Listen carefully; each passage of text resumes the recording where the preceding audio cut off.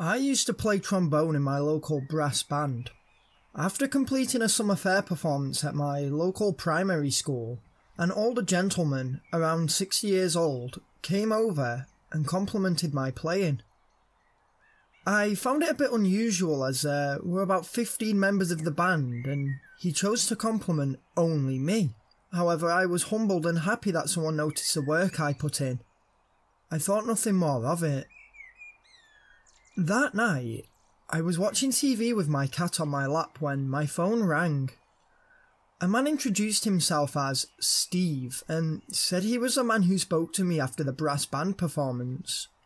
He told me he was the granddad of a pupil at the school and that he attends a local church.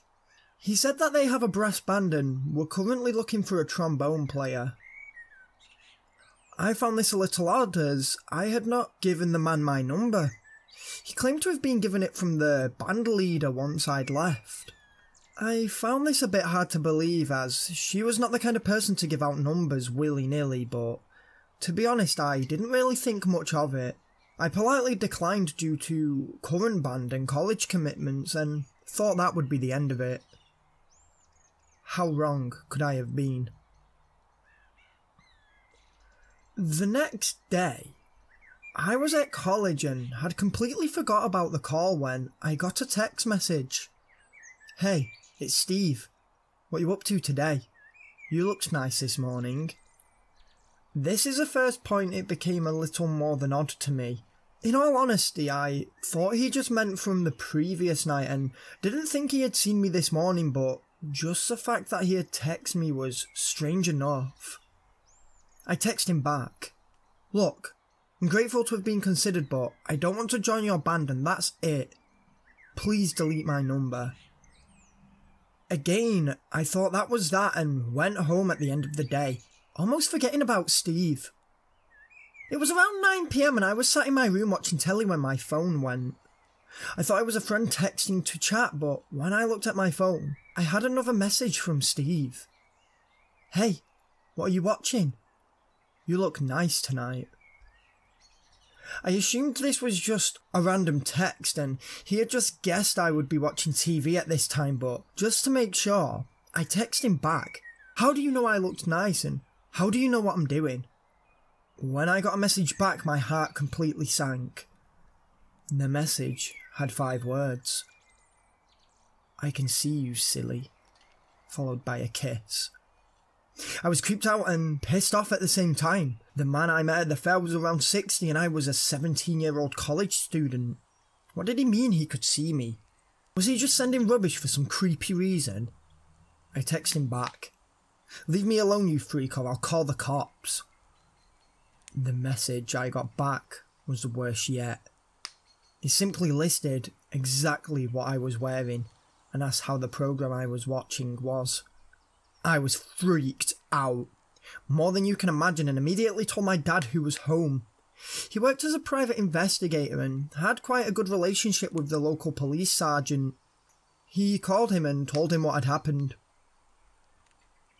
The sergeant was more interested than we thought and said he wanted us to look over some pictures and see if any of them looked like Steve. He said he would make an official report and asked us to visit the station the following day. He also said he would report this immediately and ask an officer to call round as a precautionary measure, but mainly as a favour to me as he knew how shook up I was. I blocked the number Steve was texting from and waited with my dad for the officer. The following day we went to the police station to look at the pictures. I was looking through around 20 pictures when I saw a picture of what looked like a slightly younger Steve. I pointed him out to my dad's friend and he asked if I was sure. I gave him an honest answer and said yes, 90% sure. He thanked me and I was taken to sit down by a woman police officer who was chatting to me.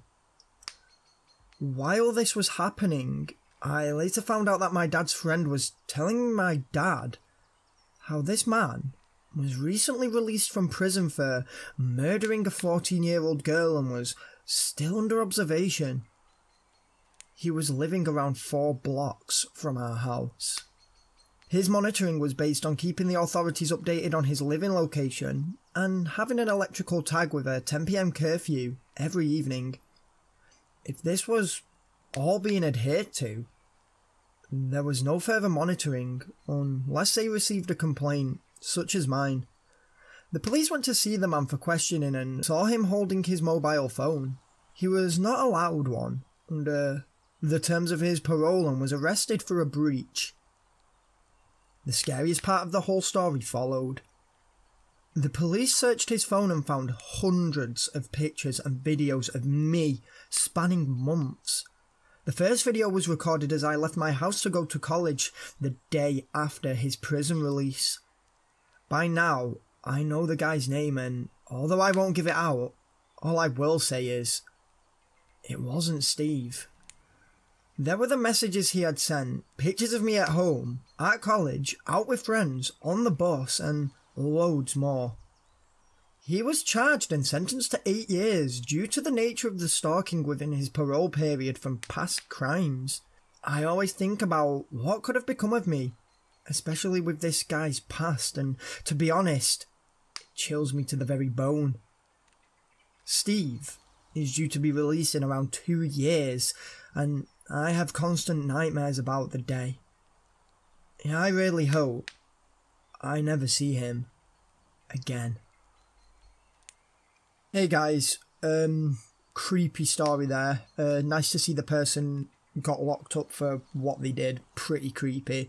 And it's nice that the storyteller actually took the necessary precautions instead of leaving it all till the last minute. So that was a really creepy story. I really enjoyed reading that one. I'm sorry there was only one story today. I am slap bang in the middle of my exams and don't really have time to record, edit, and edit a video as well, with everything. So I will be getting back to that. I do have like 6 true scary like stalker kind of stories planned coming up, and a viewer submitted one from way back to do with true Craigslist stories, but like I say, I've just been so bogged down with revision and work and everything like that. I've just got to take a back seat at the minute. Still going to put up one every week though.